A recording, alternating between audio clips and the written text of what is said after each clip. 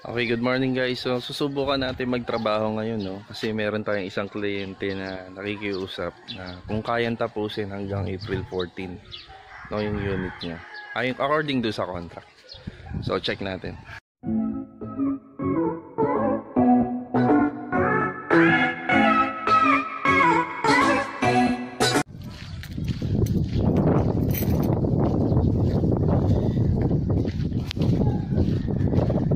Ayan. So dito, gagawin natin ngayon puro welding job muna as of now kasi hanggang alas 12 lang tayo magtatrabaho dito.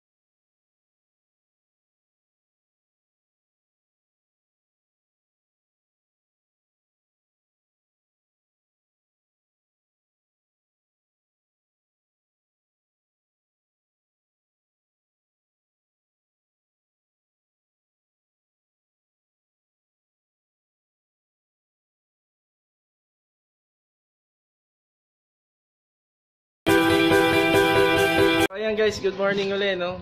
So ayan, ang bilis ng pangyayari. Akalain mo, no? Ganito na itsura niya ngayon. So tingnan natin.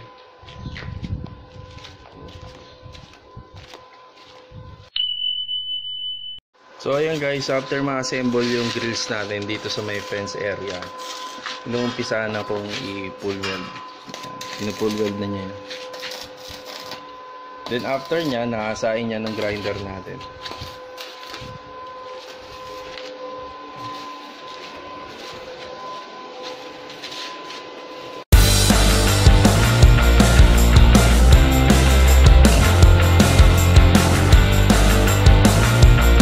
Meron pumunta rito, no?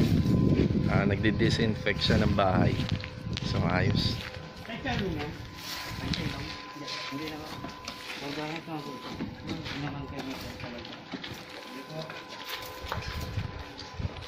Guys, laging tatandaan, no? Kapag aalis sa unit na ginagawan, always check lahat kung nakasarado, lalo na yung back door. Tapos kailangan ibababa natin palagi yung breaker. Simple lang naman to eh. Buksan mo lang yan, bababa mo lang lahat yan. Tapos, always check din natin lahat kung laging kalak. So, para na rin yun sa kapakanan na may-ari at sa mga naiiwan natin gamit. So, yun lang. Maraming salamat. So, ayan. Yung kasama natin, pauwi na siya. So, always mag-ingat. Always wear your mask. Quarantine pass. Ingat. Social distancing. So, goodbye guys.